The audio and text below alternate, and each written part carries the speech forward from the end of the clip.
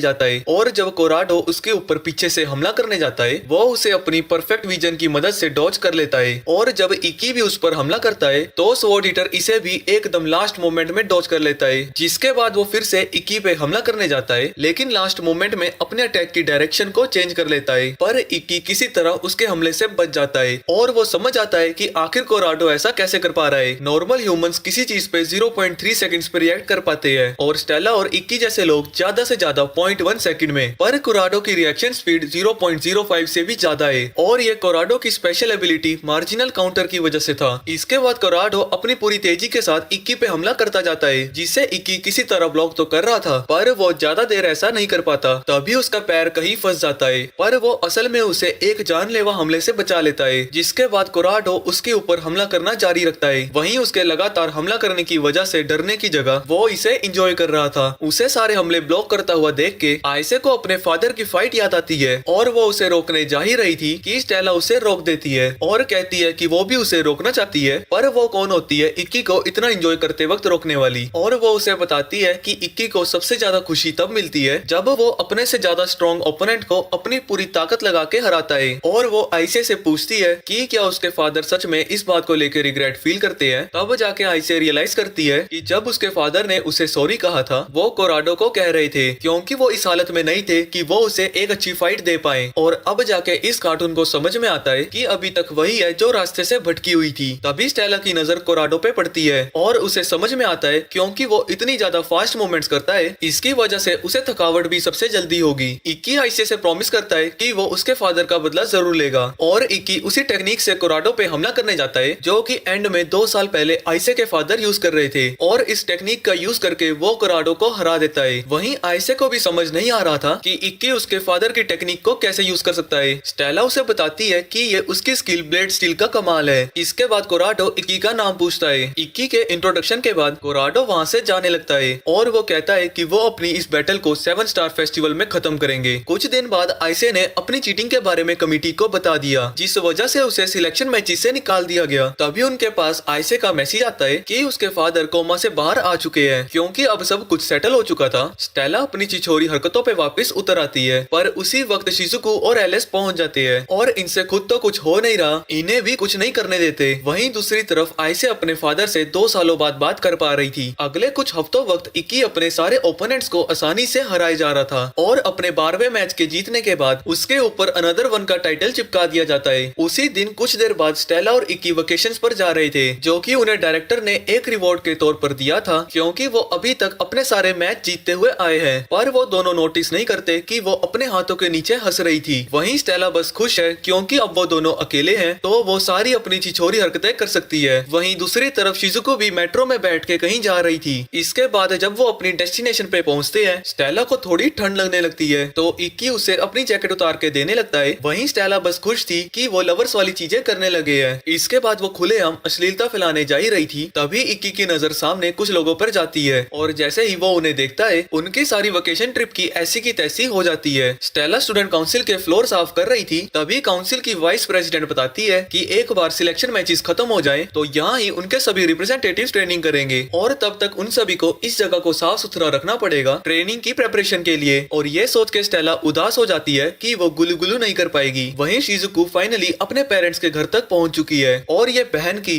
भाई की बहन इतनी ज्यादा सनकी है कि इसने अपनी बिल्ली का नाम इक्की के नाम पर रखा है। उनकी साफ सफाई खत्म होने के बाद स्टेला स्टूडेंट काउंसिल को बताती है कि वो दोनों वाटरफॉल देखने जा रहे हैं, पर रिन उन्हें चिढ़ाती है कि तुम पानी गिरता हुआ देखने नहीं जा रहे हो, बल्कि पानी गिराने जा रहे हो। हमें क्या पागल समझा है तुमने? इसके बाद जब वो दोनों वाटरफॉल देखने जा रहे थे, स्टेला लड़खड़ाती है, पर इक्की के पूछने पर वो कहती है कि वो बिल्कुल ठीक है। पर इक्की जानता है कि इस मोटी की हालत बिल्कुल ठीक नहीं हो सकती, क्योंकि 10-15 राइस बॉल्स खाने वाली जनानी ने सुबह सिर्फ 2 राइस बॉल्स खाए थे। पर वो कहती है कि वो बिल्कुल ठीक है और वो दोनों पहाड़ पे चढ़ना जारी रखते हैं। दूसरी तरफ शिजुको रूम में बैठ के एल्बम देख रही थी, तभी उसके दरवाजे पर कोई आता है और उसे बताता है कि उसके फादर उसे बुला रहे हैं। वहीं जहां अपना प्रेमी जोड़ा था, वहां मौसम खराब होने लगा है और स्टेला की तबीयत भी अब काफी ज्यादा खराब हो चुकी है। स्टेला डरे डरे पूछती है कि वो किसकी वजह से प्रेग्नेंट तो नहीं हो गई। इक्की कहता है क्या बोले जा रही है तू, और उसे लगता है कि जुकाम से उसका बचा कुछ दिमाग भी काम करना बंद कर चुका है। वहीं स्टेला को आज से पहले सर्दी जुकाम नहीं हुआ था, तो उसे पता ही नहीं था कि इसमें होता क्या है। इसके बाद वहाँ बारिश शुरू हो जाती है। वहीं पेड़ों से उनके ऊपर कोई नजर रख रहा था। कुछ देर बाद वो दोनों एक अबेंडन कैबिन में पहुंच जाते हैं, जहाँ इक्की उसे गर्म करने की कोशिश कर रहा था। और जब वो उसका माथा चेक करता है, उसका बुखार काफी तेज था, क्योंकि उसके सारे कपड़े गीले हो चुके थे। तो इक्की कहता है कि वो अपने सारे कपड़े उतार दे। ये सुन के वो थोड़ा ऑकवर्ड फील करने लगती है। तो इक्की कहता है कि अगर वो दोनों ही नंगू पंगू होंगे तो उसे अजीब नहीं लगेगा, और अपने सारे कपड़े उतार देता है। इसके बाद स्टेला भी अपने कपड़े उतारने लगती है, पर उसे ऐसा करने में मुश्किल हो रही थी, तो ऑब्वियसली इक्की उसकी मदद करता है और इस पूरे टाइम किसी तरह वो खुद पे कंट्रोल रख लेता है। जिसके बाद वो उसे थोड़े और कपड़े उतारने को कहती है, क्योंकि उसके चेस्ट में पेन थी। भाई लोग मुझे माफ कर दो, मुझे नहीं पता था कि इस एनिमे की स्टोरी इतनी क्रेजी हो जाएगी। जिसके बाद वो भी तुरंत कर देता है, पर इससे पहले कि उसे अजीब लगता, वो जल्दी से उसे ढक भी लेती है। पर इसकी वजह से उसका ब्लड फ्लो थोड़ा बढ़ गया था, तो वो इसके लिए स्टेला से माफी मांगने लगता है। पर वो कहती है कि कोई बात नहीं, और वो थोड़ी मॉडर्न जमाने की थी। और फाइनली वो अपनी वर्जिनिटी यूज करने के बारे में सोच के एक्साइटेड हो जाता है, पर एन वक्त पे जाके वो मना कर देता है, क्योंकि ऐसा करने से पहले वो अपनी फैमिली और उसकी फैमिली के आगे अपने रिलेशनशिप को बताना चाहता है। इक्की कहता है कि हम अपनी फैमिली को बताने से पहले अगर हम कुछ करते हैं तो ये उन्हें धोखा देने जैसा होगा, और वो उससे माफी मांगता है कि कहीं वो उसे डरपोक ना समझे। पर स्टेला कहती है कि ये सबूत है कि वो उनकी रिलेशनशिप को सीरियसली ले रहा है। तभी इक्की का फोन बजता है। वहीं बाहर वही स्पाई एक मोटे से बंदे को उनकी लोकेशन के बारे में बता खा रहा था। वहीं मेंशन पे शिजुको अपने फादर से मिलने जाती है, पर जैसे ही उसके फादर बोलने लगते हैं वो वहाँ से जाते हुए कहती है कि वो यहाँ सिर्फ अपनी मॉम के कहने पे आई थी। पर उसके पापा कहते हैं कि वो सारे लेटर्स उसने ही लिखे थे, क्योंकि उन्हें पता था कि वो उसके टेक्स्ट का जवाब नहीं देगी। और वो उससे कहते हैं कि वो बहुत ही प्राउड है कि वो 12 में से 12 मैच जीत चुकी है। पर वो पूछती है कि क्या आपको इक्की पे गर्व नहीं है, क्योंकि वो भी तो 12 में से 12 मैच जीता है। और वो वहाँ से गुस्से में चली जाती है। वहीं कैबिन में इक्की को अर्थक्वेक फील होता है, और जब वो बाहर जाके देखता है वो देखता है कि एक गोलम उनके कैबिन को तबाह करने जा रहा है। एकदम से इक्की तोशुरा एक्टिवेट करता है और वहाँ से स्टेला को बचा के बाहर ले आता है। उसे सेफ जगह पे रखने के बाद इक्की अपने वेपन को समन करता है और एक ही वार से उस गोलम को तोड़ देता है। पर वो गोलम अपने टुकड़ों से काफी सारे गोलम्स में मल्टीप्लाई हो जाता है, और चाहे जितने मर्जी ही गोलम्स को वो डिस्ट्रॉय कर रहा था वो बार बार रीजनरेट हो जाते थे और उसे हराने लगते हैं। तभी स्टेला इक्की का नाम चिल्लाती है। उसकी आवाज सुन के सभी गोलम्स उसकी तरफ बढ़ने लगते हैं। तभी रिन वहाँ पहुँचती है और वहाँ के सभी गोलम्स को डिस्ट्रॉय करके स्टेला को बचा लेती है। और सेज उन गोलम्स को डिस्ट्रॉय करता है जो कि इक्की को मारने जा रहे थे। पर उन सभी के लड़ने के बावजूद भी वो बार बार रीजनरेट हो रहे थे। तो इक्की समझ आता है कि वायर ब्लेजर से इन गोलम्स को कंट्रोल किया जा रहा है। वहीं उन सभी गोलम से लड़ते लड़ते उन दोनों की हालत खराब हो जाती है। इक्की को समझ नहीं आ रहा था कि आखिर वो सब करें क्या। तभी वहाँ टोका आती है और वो कहती है कि चाहे एनिमी कितना भी दूर हो वो उन वायर्स को ट्रेस करके उन तक पहुँच सकती है। जिसके बाद वो अपनी पावर को एक्टिवेट करती है और दौड़ते हुए सभी गोलम्स को डिस्ट्रॉय करती जा रही थी। और वो भी बिना अपनी स्वॉर्ड को बाहर निकाले वो एक लाइटनिंग अटैक से हमला करती है और वो बिजली उस तक पहुंच जाती है जो कि उन गोलम्स को कंट्रोल कर रहा था। इक्की देखता है कि उस एकेडमी की स्ट्रॉन्गेस्ट नाइट आखिर कितनी ज्यादा स्ट्रॉन्ग है और उसकी पोजीशन 7 स्टार फेस्टिवल में 4th है। तभी शिजुको के फोन में एक मैसेज आता है जो देख के वो शॉक हो जाती है, पर उसके बाद वो स्माइल करती है क्योंकि उसका अगला मैच टोका के साथ ही था। अगले दिन स्टेला कह रही थी कि आखिर शिजुको उसे कैसे हराएगी, क्योंकि लाइटनिंग तो वाटर के थ्रू ट्रेवल कर सकती है। पर एलेक्स कहता है कि शिजुको एक हाई लेवल मैजिक यूजर है और वो वाटर को बहुत ज्यादा प्योर कर सकती है, जिससे उसकी इलेक्ट्रिसिटी कनेक्टिविटी लगभग 0 हो जाती है। इसके बाद मैच का दिन आ जाता है और वो दोनों ही अपनी फाइट के लिए रिंग में उतरती है। इसके बाद दोनों ही अपने वेपन्स को समन करते हैं और मैच शुरू हो जाता है। लेकिन दोनों में से ही पहले कोई अटैक नहीं करना चाहता था और वो दोनों ही अपने ओपोनेंट का पहले अटैक करने का वेट कर रहे थे, क्योंकि उनकी एक गलती से उनकी मौत हो सकती है। ऐसे ही काफी देर तक इंतजार करने के बाद शिजुको सबसे पहले हमला करती है, पर टोका उसके सारे अटैक्स को ब्लॉक करती हुई उसके ऊपर एक लॉन्ग रेंज हमला करती है। पर इसके बाद शिजुको एक पानी की दीवार खड़ी कर देती है और उससे उसके ऊपर पानी की स्ट्रीम से हमला करती है। पर टोका उसके सारे अटैक से बचती रहती है और उसके ऊपर हमला करते हुए उसकी दीवार को गिराने की कोशिश कर रही थी। उसे बार बार पानी की दीवार खड़ी करता हुआ देख के टोका समझ आती है कि शिजुको की एनर्जी जल्दी ही खत्म हो जाएगी। तो टोका धीरे धीरे और उसके करीब आने लगती है, पर शिजुको उसके पैरों को जमा देती है और एक बहुत बड़े बर्फ के पत्थर से उसके ऊपर हमला करती है। पर टोका एक ही हमले से उस बर्फ से बाहर आ जाती है। टोका अचानक से ही अपनी स्पीड का यूज करके उस पर हमला करती है, पर शिजुको किसी तरह से बच जाती है। जिसके बाद वो दोनों आमने सामने एक बार फिर से खड़े होते हैं, लेकिन फिर से टोका एकदम से उसके पास आके उस पर हमला करती है। पर वो शिजुको का वाटर क्लोन था और किसी तरह शिजुको मैच को हारते हारते बच जाती है। इसके बाद टोका फिर से अपनी स्पीड का यूज करके शिजुको पे हमला करती रहती है। वहीं शिजुको के पास बचने के अलावा और कोई रास्ता नहीं था। स्टेला इक्की से पूछती है कि आखिर शिजुको इतना धीरे क्यों रिएक्ट कर रही है। इक्की बताता है कि शिजुको उसके अटैक्स को नहीं देख सकती, यही एबिलिटी उसके ऊपर एक टीचर ने भी यूज की थी। तभी नेने उसकी इंटेलिजेंस की तारीफ करती है और बताती है कि इस टेक्निक को नुकी आशी कहते हैं, जिसमें करेक्ट तरीके से ब्रीदिंग और स्टेप्स का यूज करना होता है। और फिर वो उसे करके भी दिखाती है। वो एक्सप्लेन करती है कि ह्यूमन ब्रेन जो भी देखता है और सेंस करता है वो उसे याद नहीं रखता, कुछ चीजें सब कॉन्शियस में जाती है। नुकी आशी टेक्निक का यूज करके कोई भी अपने ओपोनेंट के सब कॉन्शियस में छुप सकता है और इसी वजह से शिजुको के जीतने का चांस बिल्कुल भी नहीं था। पर इक्की का मानना था कि शिजुको जरूर जीतेगी। जिसके बाद स्टेला शिजुको को अपनी पूरी ताकत से लड़ने को कहती है। तो स्टेला अपने वाटर मैजिक का यूज करती है और अपने सारे ही जख्मों को हील कर लेती है। इसके बाद जब टोका उसके ऊपर हमला करने जाती है वो उससे बचने के लिए लॉन्ग रेंज हमलों का यूज करती है। जिसके बाद वो उस पे आइस स्ट्रीम्स का यूज करके उस पर हमला करती है, पर टोका उसके सारे हमलों से ही बचती चली जाती है और लाइटनिंग से उसके ऊपर हमला करती है। उसी वक्त शिजुको उसके हाथ को जमा देती है और उसकी पर्पल लाइटनिंग से बचने के लिए आइस की दीवारें खड़ी कर देती है। और आखिर में टोका जब उसके ऊपर हमला करती है वो शिजुको नहीं बल्कि बस उसका क्लोन था। इसके बाद काफी सारे वाटर क्लोन्स उसके ऊपर हमला करने जाते हैं और जब वो उन सभी को खत्म करती है वो शिजुको के जाल में फंस चुकी थी, क्योंकि वो पूरा एरिया धुंध से घिर चुका था और उस फॉग में शिजुको अपनी मेन बॉडी को छुपा सकती थी और उसके ऊपर लगातार अपने क्लोन से हमला करती जाती है।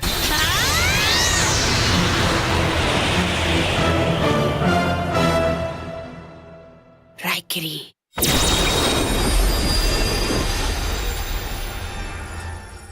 और इस तरह से शिजुको अपना 13वां मैच हार जाती है। उसी दिन रात को वो सभी शिजुको के होश में आने का इंतजार कर रही थे, पर जब उसे होश आता है वो सभी को वहाँ से जाने को कहती है। स्टेला को उसकी फिक्र हो रही थी, पर इकी कहता है कि उसे कुछ भी नहीं होगा, वो स्ट्रॉन्ग है। वहीं एलिस के ना जाने की वजह से वो उस पर गुस्सा होती है, पर एलिस उसे हक करता है और कहता है कि उसने बहुत मेहनत की है और उसकी लड़ाई को अंत तक उसके भाई ने देखा था, और वो कहता है कि उसके सामने उसे स्ट्रॉन्ग होने की एक्टिंग करने की जरूरत नहीं है। ये सुन के शिजुको रोने लगती है। वहीं दूसरी तरफ उसके बाप को न्यूज मिल जाती है कि वो हार चुकी है, और अब वो उस मोटू को कहता है कि अब वो जैसा चाहे वैसा कर सकता है। कुछ दिन बाद स्टेला अपना 14वां मैच जीत जाती है। इसके बाद स्टेला और इकी सनसेट में कहीं जा रहे थे, और स्टेला उससे पूछती है कि क्या उसे उनका प्रॉमिस याद है। इकी कहता है कि वो कैसे भूल सकता है, और जब वो किसी विसी कर रहे थे एक छिछोरा आदमी उनकी फोटो खींचता है और हंसता है। वहीं स्कूल में नोटिस चिपकाए जा चुके हैं कि अब सिर्फ 4 मैचेस ही बचे हैं स्कूल के रिप्रेजेंटेटिव को सिलेक्ट करने के लिए। वहीं डायरेक्टर इक्की से पूछती है कि क्या वो इस मोटू को जानता है जिसका की नाम अकाजा है। जब इक्की उसे बताता है कि वो कुरुगाने फैमिली के लिए काम करता है, डायरेक्टर उसे कैंपस में संभल के रहने को कहती है। उसी दिन स्टूडेंट काउंसिल स्टेला और इक्की को बुलाते हैं, पर जैसे ही वो वहाँ पहुँचते हैं उनका स्वागत टोका कुछ इस तरह से करती है, जिसके बाद वो उन सभी पे सफाई के लिए चिल्लाने लगती है। और इसके बाद जब वो उन दोनों का स्वागत करती है, स्टेला उसे याद दिलाती है कि ये स्कूल है। वहीं वो दोनों सोच रहे थे कि टोका बिल्कुल भी वैसी नहीं है जैसा उन्होंने सोचा था। वहीं जिस ऑर्फनेज में टोका बड़ी हुई थी सभी बच्चे देख के उसे खुश होते हैं। इसके बाद वो पूरा दिन बच्चों के साथ खेलते हैं। वहीं इकी कुछ स्टूडेंट काउंसिल मेंबर के साथ मिलके उनके लिए खाना बनाता है, और इकी कहता है कि वो खुश है कि शिजुको को टोका के साथ लड़ने का मौका मिला। वहीं टिंगू कहता है कि शिजुको काफी स्ट्रॉन्ग थी और उसने टोका को अपने चश्मे उतारने पे मजबूर कर दिया। इकी समझ आता है कि उसकी एबिलिटी क्या है। जितनी उसकी आई साइट खराब होती है उसकी टेक्निक उतनी ही ज्यादा बेहतर होती रहती है, क्योंकि ह्यूमंस का ब्रेन एक कंप्यूटर चिप के जैसा है जो कि वीक इलेक्ट्रिकल सिग्नल्स पे काम करता है, और क्योंकि वो लाइटनिंग यूजर है वो अपने विजन को ब्लॉक करके अपने ओपोनेंट का दिमाग पढ़ सकती है। वहीं ब्रेक के दौरान इकी सोचता है कि आखिर वो टोका से अपनी आंखें क्यों नहीं हटा पा रहा है। टिंगू कहता है कि इसकी वजह ये है क्योंकि इकी उसकी स्ट्रेंथ की कोर को देख सकता है, और वो ये है कि वो बच्चों की मदद करना चाहती है। और वो उसे एक बच्चे के बारे में बताता है जो कि बहुत वायलेंट था और उसके ऊपर बार बार हमला करता रहता था, लेकिन उसने कभी भी हार नहीं मानी और हमेशा उसे प्यार से ही हैंडल करती थी, जिसकी वजह से उसकी मेंटल कंडीशन भी ठीक हो गई। वो हमेशा ही अपने फैमिली से मिले हुए प्यार को याद रखती है, तो भले ही अब वो नहीं रहे हो वो कोशिश करती है कि ये सभी ऑर्फनेज के बच्चे स्माइल करना ना भूलें और उनके पास भी उनके बचपन की यादें खुशी भरी हो। और इक्की भी इसी दौरान देखता है कि उसकी ताकत उसके लिए नहीं बल्कि दूसरों के लिए है। जब वो घर जा रहे थे तो इक्की सोच रहा था कि आखिर उसकी पावर का सोर्स क्या है। इसके बाद जब वो बस से उतरते हैं वो सभी उसके पास एक न्यूज़पेपर लाके दिखाते हैं जिसमें कि उनकी किसी करते हुए फोटो है, और उसके हेडलाइन में लिखा था कि वो कुछ छोरी हरकतें कर रहे थे। उसी वक्त वहाँ अकाजा पहुँचता है और इक्की को बताता है कि मोरल्स कम्युनिटी ने उसको हियरिंग के लिए बुलाया है। इसके बाद वो कार में बैठ के वहाँ से जाने लगता है, पर उसने ये नहीं सोचा था कि इसके अगले कुछ हफ्ते उसके साथ क्या क्या होने वाला है। 28 जून को उसे जेल में डाल दिया जाता है। 29 जून को उसकी पहली हियरिंग थी जहाँ अकाजा उससे पूछता है कि उसने स्टेला को कब से मिलना शुरू किया था, और एक बंदा कहता है कि एक प्रिंसेस के साथ रिलेशनशिप होना तुम्हें नहीं लगता कि ये गलत है, पर इक्की कहता है कि उन्होंने कुछ भी गलत नहीं किया है। अकाजा उसे चुप कराने की कोशिश करता है, पर इक्की माफी मांगता है और उन सभी को एक चीज साफ साफ बताता है कि वो सच में स्टेला से प्यार करता है और स्टेला भी उससे सच्चा प्यार करती है, और कोई भी उसे नहीं कह सकता कि उसने कुछ गलत किया है। 30 जून को इक्की को सॉलिटरी कन्फाइनमेंट में बंद कर दिया जाता है जहाँ उसे समझ नहीं आ रहा था कि आखिर वो क्या करे। वहीं दूसरी तरफ स्टेला अपना अगला मैच जीत जाती है, पर सभी लोग इसी बारे में बात कर रहे थे कि वो दोनों कितने ठरकी और अश्लील हैं, जैसे इनके हार्मोन्स तो छाल मार ही नहीं रहे ना। वहीं स्टेला भी उसके लिए परेशान थी। इसके बाद 1 जुलाई को अकाजा उसे सिलेक्शन मैच के लिए लेके जा रहा था, जबकि इकी वहाँ लगभग भूखा रहता था। इस मैच की ऑफिशियल यूरी होगी, जिसके बाद अकाजा मैच शुरू कर देता है। 2 जुलाई को जानबूझ के ऐसी न्यूज को फैलाया जा रहा था कि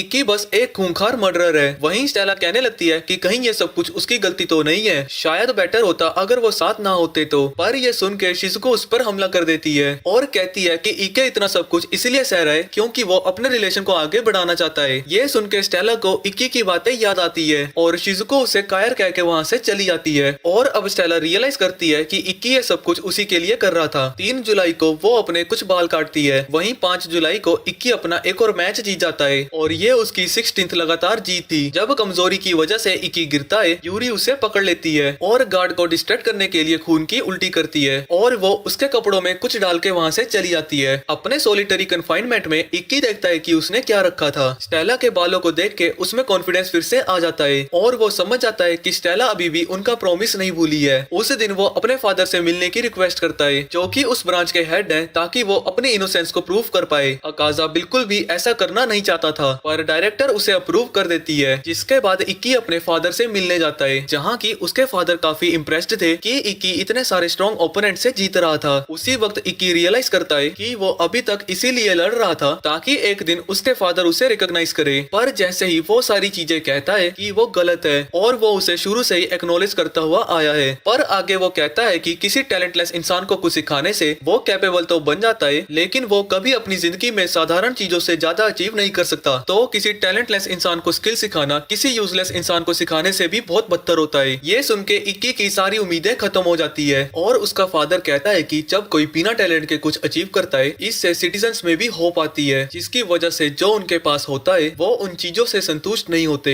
और वो और भी चीजें पाने के चक्कर में देश की अमन और शांति को खत्म कर देते हैं। यूजलेस सिटीजन्स को अपनी औकात में रहना चाहिए। मैं भी तुमसे यही चाहता हूँ कि अगर तुम कुछ नहीं कर सकते तो कुछ मत करो। और तुम रो क्यों रहे हो? 8 जुलाई को इक्की फिर से अपना मैच जीत जाता है, पर अब वो धीरे धीरे अपने जीने की सारी शक्ति खो रहा था, क्योंकि एक छोटा सा गोल जो कि उसके फादर को उसकी ताकत को रिकॉग्नाइज करवाना था वो भी जा चुका था। इसके बाद जब वो अपना 19वां मैच जीतता है, उसका फाइनल मैच जल्दी ही होने वाला था और डायरेक्टर उसकी बहन को बताती है कि उसके पास पूरी खबर है। वहीं दूसरी तरफ अकाजा उसे बताता है कि उसका अगला ओपोनेंट टोका है। अगर वो अपना फाइनल मैच जीत जाता है, ये उसकी क्वालिफिकेशन को प्रूव करने के लिए काफी होगा और उसे वो छोड़ देंगे। पर अगर वो हार जाता है तो उसे नाइट बनने की कोशिश छोड़नी होगी। उसी रात को टोका शिजुको को बुलाती है। उसे पता है कि कमेटी इक्की को ढंग से नहीं रख रही है, जिसकी वजह से उनका मैच फेयर नहीं होगा। तो वो चाहती है कि इक्की मैच से मना कर दे। पर शिजुको जब घर वापस आती है, वो एलिस से कहती है कि उसे नहीं समझ आ रहा कि आखिर वो क्या करे। वहीं स्टेला अपना सारा गुस्सा ट्रेनिंग में उतार रही थी और इक्की पूरी तरह से थक चुका है। इसके बाद वो दिन आ जाता है जिस दिन सभी का फाइनल मैच था। इनमें 6 जीतने वालों को 7 स्टार स्वॉर्ड फेस्टिवल में अपनी जगह मिल जाएगी। आज जिन लोगों का मैच है उनमें से एक Stella, student council vice president और इक्की है। वहीं क्योंकि इक्की का मैच लाइव ब्रॉडकास्ट किया जाएगा, जब सभी लोग उसके मैच का इंतजार कर रहे थे, वो समझ जाते हैं कि कमेटी पब्लिकली इक्की की बेइज्जती करना चाहते हैं। तभी वहाँ एक बुढ़ा आता है जो कि एक लेजेंडरी गॉड ऑफ वॉर है और उसका नाम नेंगो है और वो कहता है कि वैसे तो टोका उसकी फेवरेट स्टूडेंट है, पर वो इक्की को भी लड़ते हुए देखना चाहता है। तभी वहाँ अकाजा पहुँचता है और कहता है कि मैच शायद इंटरप्ट होगा आज। तभी अनाउंसमेंट की जाती है कि इक्की अभी तक मैच के लिए नहीं पहुंचा है और अगर वो 15 मिनट के अंदर नहीं आया तो टोका ऑटोमेटिकली ही जीत जाएगी। डायरेक्टर अकाजा से पूछती है कि फेडरेशन ने प्रॉमिस किया था कि वो इक्की को अपनी कार में साथ में लेके आएंगे, पर अकाजा कहता है कि जब वो उसे लेने गए थे वो पहले ही वहाँ से जा चुका था और वो कहता है कि इक्की कोई बच्चा नहीं है, वो सही सलामत यहाँ पहुँच ही जाएगा अगर वो रास्ते में बेहोश नहीं हो जाता तो। वहीं दूसरी तरफ थका हारा इक्की अभी तक वहीं पहुँचने की कोशिश कर रहा है और वो अपने ग्रैंडफादर की बातों को याद करता है और वो सोचने लगता है कि शायद उनकी बातें उसके लिए नहीं बनी थी, क्योंकि वो यूजलेस है और उसमें जरा भी टैलेंट नहीं है, क्योंकि उन बातों की वजह से उसकी जिंदगी और मुश्किल ही हुई है और उसकी खुद की टेक्निक्स भी चुराई हुई है। और वो उससे कहता है कि वो हार मान ले और एक मरे हुए इंसान की बात को मानना बंद कर दे। पर जैसे ही वो हार मानने वाला था, उसके दिल में फिर से उम्मीद की आग जगती है और इस उम्मीद की वजह से उसकी जिंदगी में वापिस से रंग आते हैं। और जब वो अपनी आंखें खोलता है, वो देखता है कि शिजुको ने उसे गले लगा रखा था और वो कहती है कि वो चाहे ना चाहती हो कि वो टोका से लड़े, पर वो कभी भी उसे अपने तरीके से लाइफ जीने से नहीं रोकेगी। उसी वक्त इक्की के सभी दोस्त और जिनकी इक्की ने मदद की थी, वो वहाँ उसे चीयर करने के लिए पहुंचे हुए थे और शिजुको उससे कहती है कि अब वो कभी अकेला नहीं होगा। तभी स्टेला अपना मेडल दिखाती है और वो उसे बताती है कि वो अभी भी अपना प्रॉमिस पूरा कर रही है और इक्की आगे बढ़ना जारी रखता है और वो सोचता है कि आखिर वो कभी डगमगाया भी क्यों, क्योंकि उसने स्टेला के साथ प्रॉमिस किया था कि वो साथ में नाइटहुड तक पहुंचेंगे। टिंगू भी टोका को बताता है कि इक्की सच में वहाँ पहुंच चुका है, जिसके बाद टोका और इक्की दोनों ही अरीना में पहुंचते हैं और उसी वक्त एलेक्स भी अपने क्वालिफिकेशन मेडल के साथ वहाँ पहुंचता है। पर नेने नोटिस करती है कि इक्की बहुत ही थका हारा लग रहा था और उसे देख के ऐसा लग रहा था कि वो काफी काफी दिनों से भूखा है। टोका उसकी हालत के लिए सॉरी फील करती है, पर वो उनके मैच के लिए एक्साइटेड भी है। इक्की भी यही कहता है और कहता है कि जो उसे सपोर्ट कर रहे हैं वो उनकी सपोर्ट को जाया नहीं जाने देगा। मैच के स्टार्ट होते ही इक्की तोशुरा टेक्निक का यूज करता है। ये देख के सभी हैरान थे क्योंकि उनके हिसाब से इक्की की हालत नहीं है कि वो इसे यूज कर सकता है, पर स्टेला स्माइल करती है क्योंकि उसे लगता है कि ये उसके प्लान का हिस्सा है। टोका भी जानती है कि इस टेक्निक की मदद से इक्की तेजी से उसकी तरफ सामने से आएगा, तो अगर एक बार उसने इस अटैक को डॉज कर लिया तो वो जीत जाएगी। पर वो ऐसा नहीं करना चाहती, पर वो अपने स्ट्रॉन्गेस्ट अटैक के साथ उससे लड़ना चाहती है। इक्की जानता है कि वो एक ही बार अपनी तलवार को स्विंग कर सकता है, तो उसे ज्यादा टाइम की जरूरत है भी नहीं, तो वो अपने स्ट्रॉन्गेस्ट अटैक के साथ उसके ऊपर हमला करने के लिए आगे बढ़ता है। टोका भी इस चैलेंज को एक्सेप्ट करती है और वो भी उसके जवाब में अपना स्ट्रॉन्गेस्ट रायकीरी का हमला यूज करती है। Secret sword! Right home!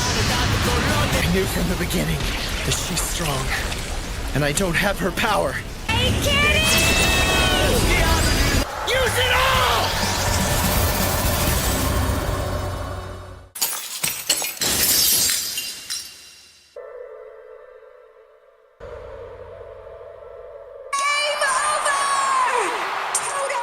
इसके बाद इक्की अपने खून से सने हाथों के साथ अपनी जीत को डिक्लेयर करता है। वहीं अरीना के बाहर स्वॉर्ड ईटर ये सुन के खुश होता है, लेकिन इक्की को जीतता हुआ देख के ये मोटू मट का गुस्सा हो जाता है। पर बुड्ढा कहता है कि टोका ने भी अपनी पूरी ताकत का यूज किया था, पर डायरेक्टर कहती है कि सिर्फ इतोशुरा रायकीरी को हराने के लिए काफी नहीं था, तो जब वो इस टेक्निक को 1 मिनट के लिए यूज कर सकता था तो उसने अपनी सारी एनर्जी और ताकत 1 सेकंड में लगा दी और इस तरह से वो जीत पाया था। वहीं इक्की पूरी ताकत लगा के खुद को अरीना में गिरने से रोकता है। वहीं स्टेला भी उस तक पहुंचने के लिए दौड़ रही थी और जब अकाजा इक्की पे हमला करने वाला था, स्टेला उसे स्टेडियम के बाहर पहुंचा देती है और जब वो फाइनली वहां पहुंचती है, इक्की उसकी तरफ बढ़ने लगता है, पर जब उसकी तलवार गायब हो जाती है वो उसे हक करके गिरने से बचाती है और कहती है कि वो उस पर कितना प्राउड फील करती है। इसके बाद वो दोनों थोड़ी बहुत प्यार भरी बातें करते हैं और स्टेला उससे हक करती है और इक्की रियलाइज करता है कि यही वो प्यार था जिसकी वजह से वो इतने दिनों तक इतनी तकलीफों को सह पाया था। तो सारी बातों को साइड रखते हुए वो सीधा उसे मैरिज के लिए प्रपोज कर देता है, जिसके लिए ऑब्वियसली स्टेला हाँ कर देती है, जो सुन के पूरा स्टेडियम उनके लिए चीयर करने लगता है और वो दोनों किसी के साथ अपनी शादी की खुशी मनाते हैं और बेचारी शिजुको का दिल टूट जाता है। वहीं इक्की के बापू को एम्परर ऑफ एमिलियो का फोन आता है और वो उस पर चिल्लाता है कि वो बच्चों को अपने पॉलिटिक्स में इंक्लूड ना करे और कोई भी अच्छा पेरेंट उनके लिए यही चाहेगा, पर ये मदरबोर्ड कोई रिस्पॉन्स नहीं देता। वहीं 7 स्टार फेस्टिवल के लिए ये सभी लोग क्वालिफाई हुए थे और टोका इस साल के ग्रुप के लीडर को अनाउंस करती है जो कि इक्की था। इक्की कंफ्यूज होता है कि आखिर उसे क्यों चुना गया। तभी सारी ऑडियंस उसे चीयर करने लगती है। वो स्टेला से कहता है कि उसे कोई फर्क नहीं पड़ता था कि लोग उसके बारे में क्या सोचते हैं, पर लोगों को उसके लिए चीयर करता हुआ देख के उसे बड़ी खुशी हो रही है। वहीं इसके बाद जब वो दोनों बाहर बैठे हुए थे, शिजुको वहाँ पहुँचती है और उस मोटी को साइड में रहने को कहती है। इसके बाद वो हमेशा खुशी खुशी जीते रहे और इसी के साथ ये एनिमे यहीं पर खत्म होता है। तो गाइस नीचे कमेंट करके जरूर बताएं कि आपको ये एनिमे कैसा लगा और जाने से पहले वीडियो को लाइक और चैनल को सब्सक्राइब जरूर करें।